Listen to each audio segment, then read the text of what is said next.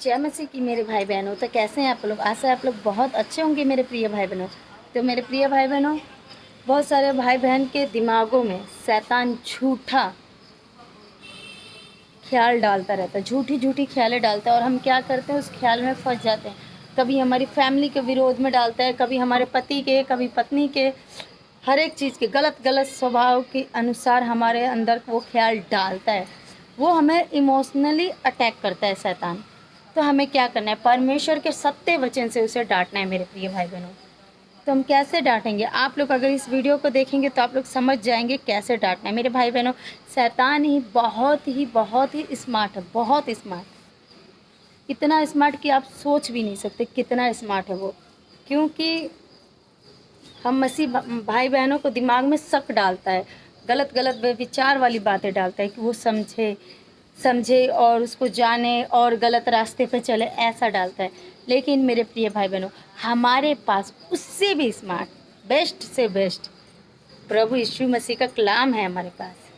हमें उसी कलाम के द्वारा शैतान को मुंह तोड़ जवाब देना है। कैसे देना है, आइए देखते हैं इस वीडियो के द्वारा। Say my thoughts. बोले मेरे विचार। That's where the warfare is happening. यहाँ है जहां पर लड़ाई चल रही है, Your thoughts. आपके विचारों में। Everyone. हर एक के विचार। That is where the victory of Lord Jesus Christ has to manifest. ये है जहां पर यीशु मसीह की जय का प्रबल होना जरूरी है। All the people have gone into bondage. It started with a thought. आप जानते हैं, जो लोग बंधुआई में पड़े, जो लोग बंधन में गए, सारी शुरुआत एक विचार से हुई थी। One thought. एक विचार से। Judas didn't betray Jesus that he was walking with Jesus one day and he's like, let me betray the Lord. No, it started with a thought came into his mind. ऐसा नहीं हुआ कि यहूदा जो है वो यीशु मसीह के साथ चल रहा था और एक दिन उसको थॉट आया कि चलो मैं इसको धोखा देता हूँ। एक विचार से शुरुआत हुई। He got one thought. एक विचार आया, Meditated on that thought. उस विचार पर उसने सोचा। The enemy gave another thought. दुश्मन ने एक और विचार दिया, The enemy gave another thought. एक और विचार दिया।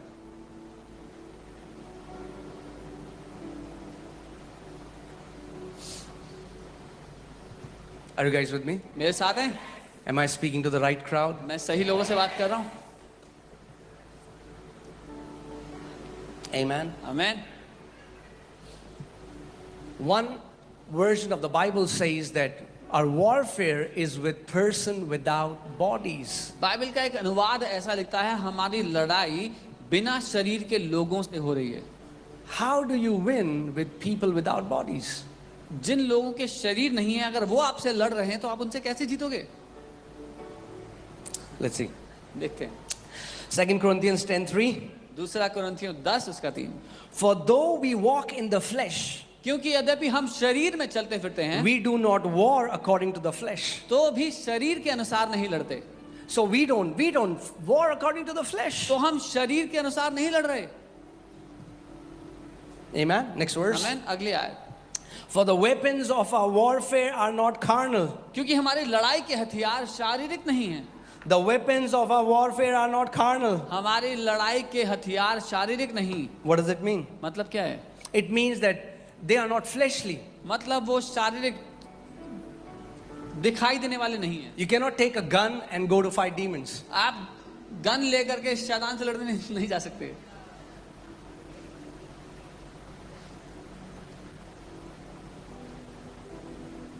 I mean, like from here I can see so much.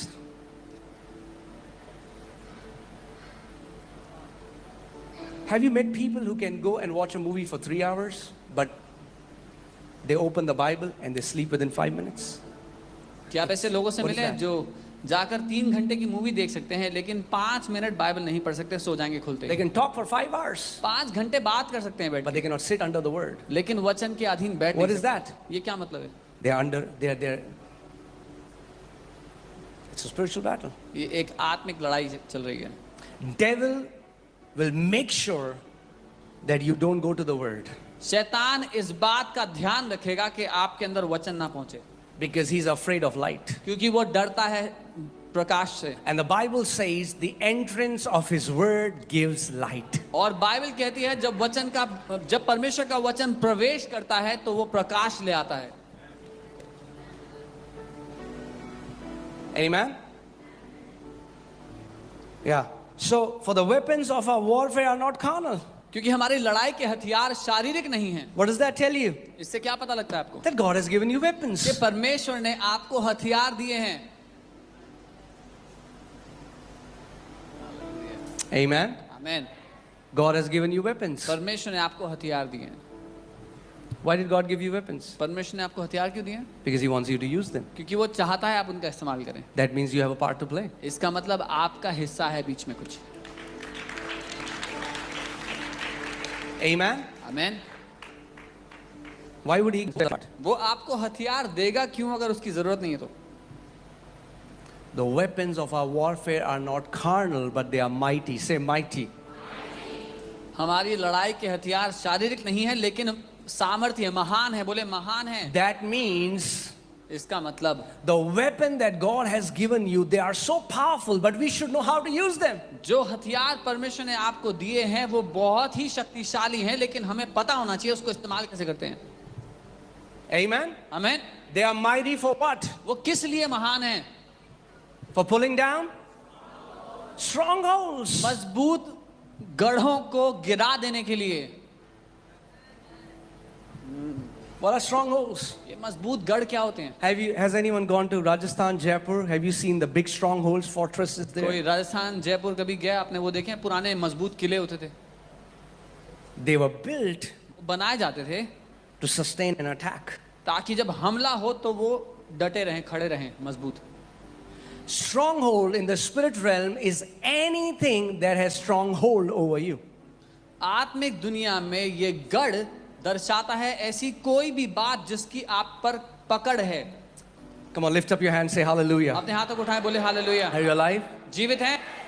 You know, one time the Lord taught me how demons make people captive, it's even believers. एक बार परमेश्वर ने मुझे सिखाया कैसे दुष्ट आत्माएं लोगों को बंदी बनाती हैं, विश्वासियों को भी। Devil is the father of lies. शैतान झूठ का पिता है। He's a smart fellow.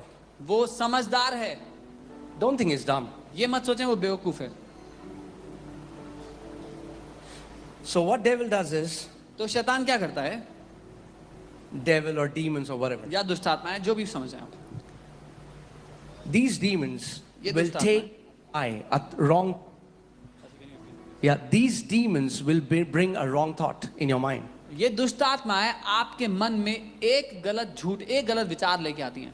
Okay, and it's like in the spirit realm, I want you to think like a brick और आप or like a big stone, और आप आत्मिक दुनिया में उसको ऐसा समझे जैसे वो ईंट या एक पत्थर लेके आती हैं।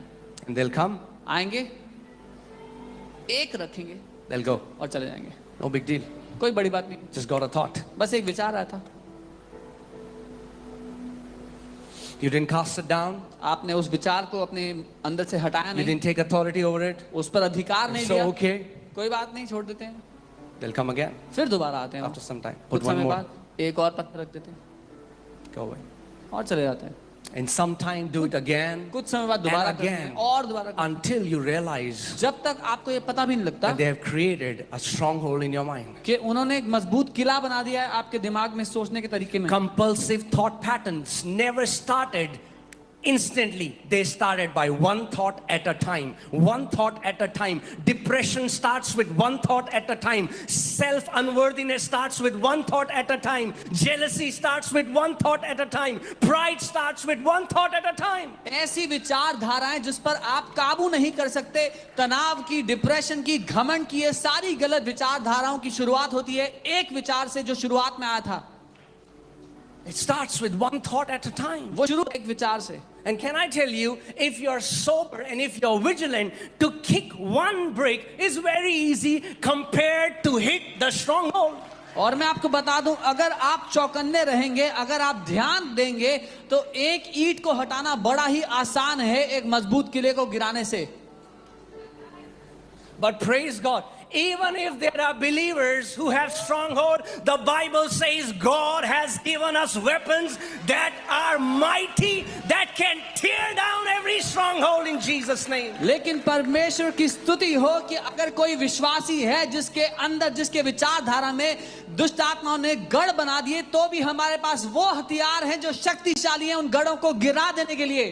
Amen. So if you are here and you have any compulsive thought patterns, तो अगर आप यहाँ पर हैं और आपके अंदर ऐसी विचारधाराएं हैं जो आप काबू नहीं कर पाते, say, I've tried. बोलते हैं मैंने कोशिश की है, Well, today, God is tearing all those strongholds in the name of Jesus. आज परमेश्वर उन सारे बिना नियंत्रण की विचारधाराओं को तोड़कर गिरा रहे हैं आपके अंदर से। Amen. Say, the weapons that my Father has given me, they are mighty to tear down and utterly destroy every stronghold in Jesus' name. बोले जो हथियार मेरे पिता ने मुझे दिए हैं वे शक्तिशाली हैं गिरा देने के लिए और पूरी तरह नाश करने के लिए हर एक गढ़ को जो मेरे विरोध में खड़ा है। Amen. Do you believe that? मानते हैं? Can you shout aloud, amen? तो जोर से आमीन कहें। Amen. आमीन। We are not weak people. हम कमजोर लोग नहीं हैं। That's what Satan wants you to believe, that you are so weak and he's so powerful. It's the opposite. शैतान चाहता है कि आप ये झूठ मान लें कि आप बड़े कमजोर हैं पर वो बड़ा शक्तिशाली है, लेकिन मुद्दा तो बिल्कुल उल्टा है।